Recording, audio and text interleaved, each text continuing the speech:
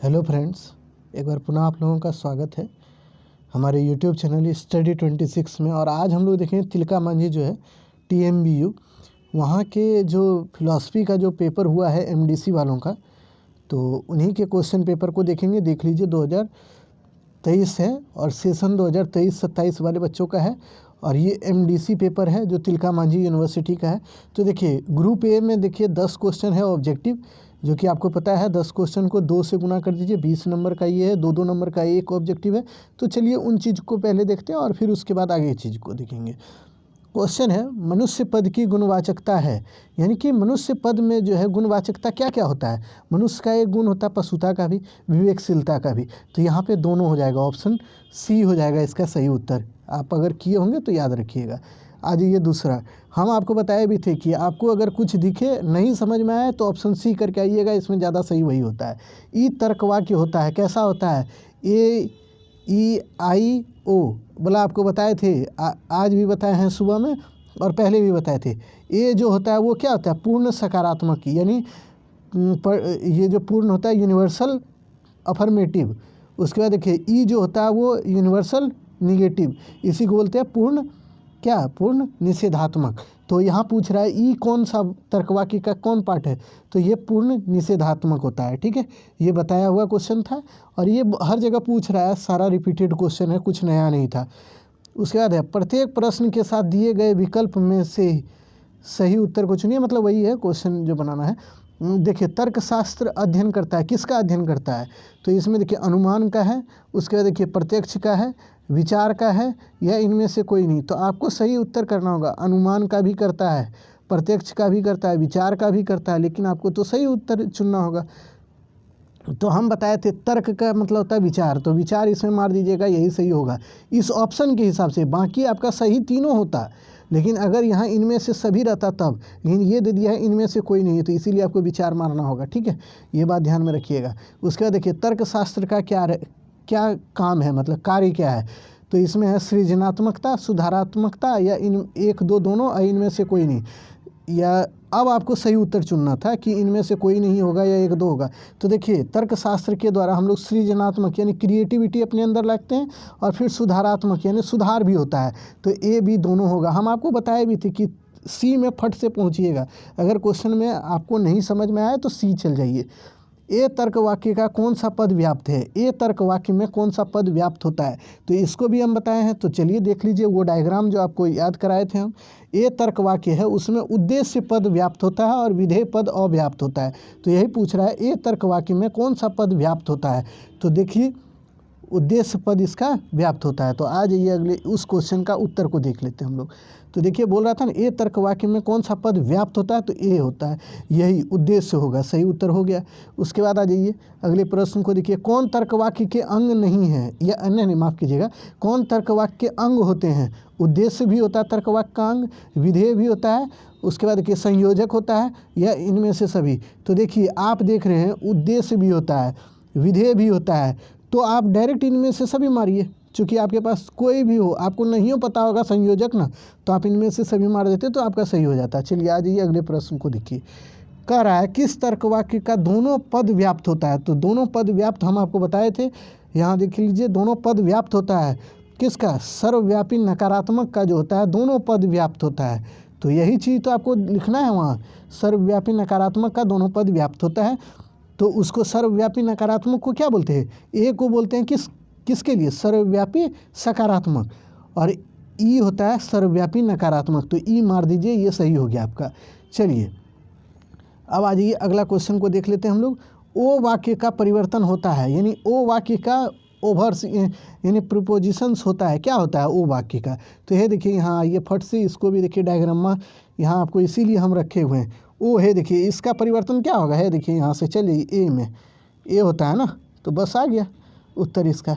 तो ओ का परिवर्तन होता है क्या, यहाँ देखिए अभी हटा देते हैं इसको, ए होता है, ऑप्शन ए मार दीजिए, सही हो गया।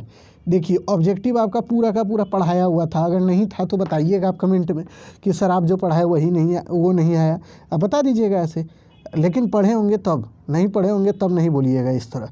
ठीक है, कुछ से कुछ मत कमेंट कीजिएगा, ठीक नहीं लगता है, चूँकि हम लोग भी बहुत मेहनत करते हैं आपके लिए, हम अपने लिए कुछ नहीं करते हैं। अब आ जाइए ग्रुप बी में। ग्रुप बी में जो है 5 क्वेश्चन 5-5 नंबर का 4 क्वेश्चन था, जो कि 20 नंबर का टोटल था ये। ठीक है, अब देख लीजिए ग्रुप बी में क्या था क्वेश्चन। पहला क्वेश्चन है तर्क वाक्य की परिभाषा दीजिए, इनके विषय वस्तुओं का वर्णन करें। यानी आपको हम बताए थे तर्क वाक्य के परिभाषा को, अर्थ को, ये सब चीज़ पहला लेक्चर जो था मेरा वहीं से ये बात था। उसके बाद देखिए तर्क वाक्य से आप क्या समझते हैं, यह वाक्य किस प्रकार भिन्न होता है, यानी ये कैसे एक दूसरे से भिन्न होता है, ये चीज़ भी आप देखिएगा। वही तर्क वाक्य वाला पहला परिभाषा से आप जो लिख दिए होंगे तो वो सही होगा, आप निश्चिंत रहिए।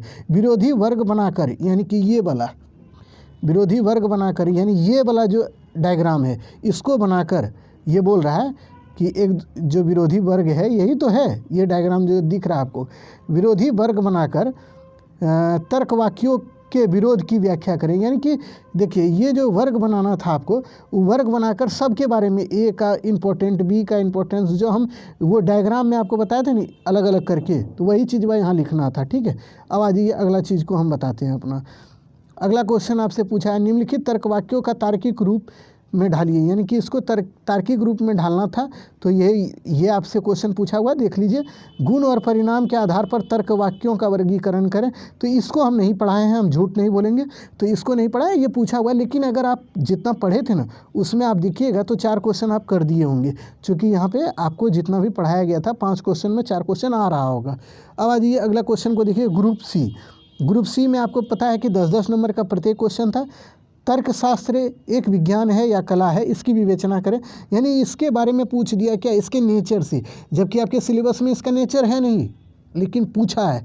तो देख लीजिए नेचर आपको पढ़ाए भी नहीं थे, इसीलिए चूँकि आपके सिलेबस में नहीं था, लेकिन यहाँ पूछा है तो अगली बार हम पढ़ा देंगे। ठीक है, उसके बाद देखिए पद की परिभाषा दें और इसके वर्गीकरण के मापदंड, यानी पद वाला जो हम बताए थे टर्म्स, तो वो वाला चीज़ पूछा था यहाँ। निरपेक्ष न्याय की संरचना, यह भी देखिए आपके सिलेबस में नहीं है, बट यहाँ से भी क्वेश्चन पूछा हुआ है। यानी ये फिलॉसफी के अंदर जाके क्वेश्चन पूछा है सब्जेक्टिव में, लेकिन फिर भी देखिए आपका ये जो क्वेश्चन होगा ना, ये आसानी से बना दिए होंगे। ये वाला डी नंबर क्वेश्चन जो है एकदम आसान था। तार्किक वाक्यों के परिवर्तित कर निम्नलिखित वाक्यों का मतलब यथासंभव विपरीत, उपविपरीत, व्याधि, उपाश्रयी सभी रूप में मतलब लिखना था। है देखिए ये वाला आपको बता रहे थे, ये वाला पूरा चार्ट याद होगा तो इसी के आधार पर वो वाक्य पूरा बन जाता। जैसे कि आपको देखिए ये क्वेश्चन पूछ रहा था कि उसका लिखिए, प्रत्येक वाक्य प्रत्येक व्यक्ति भारतीय है, तो इसका आपको अब लिखना है प्रत्येक व्यक्ति भारतीय है, तो इसका विपरीत क्या होता है, तो विपरीत क्या होता है, प्रत्येक मतलब सभी का हम कहाँ बताते हैं, ए में आएगा। तो ये वाक्य किसका है, तो ए का है, तो ए का विपरीत क्या होगा, ई होता है। तो यहाँ लिख देते कोई भी व्यक्ति भारतीय नहीं है, एक हो गया। दूसरा उपविपरीत अधीनस्थ पूछा, तो ए का क्या होता है, आई, तो मतलब बोल दिया प्रत्येक व्यक्ति जो है वो बोल रहा है भारतीय होता है, तो इसी में आप लिखते कोई व्यक्ति भारतीय होता है। उसके बाद देखिए ये बोल रहा है व्याधि, तो व्याधि में क्या हो जाता है, प्रत्येक व्यक्ति भारतीय है तो इसका व्याधि हो जाता है कोई भी व्यक्ति भारतीय नहीं है। इतना ही चीज़ तो बनाना था, यही 4 को बनाना था, एक ही सेंटेंस का 4 बार लिख देते अलग अलग तो हो गया, वही उत्तर हो जाता है। ठीक है, यही क्वेश्चन भी पूछा हुआ था, यही एक डायग्राम से, एक क्लास से, महामैराथन से देखिए कितना क्वेश्चन बन गया है। उसके बाद देखिए दूसरा है सिर्फ तर्कशास्त्र के छात्र ही तेज होते हैं। ये बोल रहा है सिर्फ तर्कशास्त्र यानी और कोई नहीं, तो प्रत्येक यानी सभी के बारे में बोल दिया, ये सिर्फ मतलब सब के बारे में बोल दिया। तो फिर ये किसके बारे में, ए के बारे में बोला, तो ए से फिर वही देखिए सिर्फ तर्कशास्त्र के छात्र जो होते हैं तेज होते हैं, तो फिर यहाँ लिखना था कोई भी तर्कशास्त्र के छात्र तेज नहीं होते हैं, ये हो जाता विपरीत। फिर अधीनस्थ में लिखते जो है कोई नहीं, यहाँ बोलते कि प्रत्येक तर्कशास्त्र के छात्र तेज नहीं होते हैं, तो ये हो जाता है विपरीत। उसके बाद देखिए कोई भी तर्कशास्त्र के छात्र तेज होते हैं, ये हो जाता आई अधीनस्थ हो जाता। और ये व्याधि में हो जाता व्याघात में, उसमें हो जाता है कि कोई भी तर्कशास्त्र के छात्र तेज नहीं होते हैं, तो ये हो जाता है इसका आंसर। ठीक है, इतना अगर कर दिए होंगे ना तो यकीन मानिए आपको बहुत अच्छा नंबर आने वाला है। और आप अगर हमारे वीडियो को देखे होंगे तो प्लीज़ आप देखिएगा, वीडियो अगर देख लिए होंगे तब तो आपका पूरा बन गया होगा, नहीं किए होंगे तो आप समझिए आप अगर कहीं और पढ़े होंगे तो आपका बना होगा। फिर चलिए आज के वीडियो में इतना ही, फिर मिलते हैं अगले वीडियो में, तब तक के लिए धन्यवाद।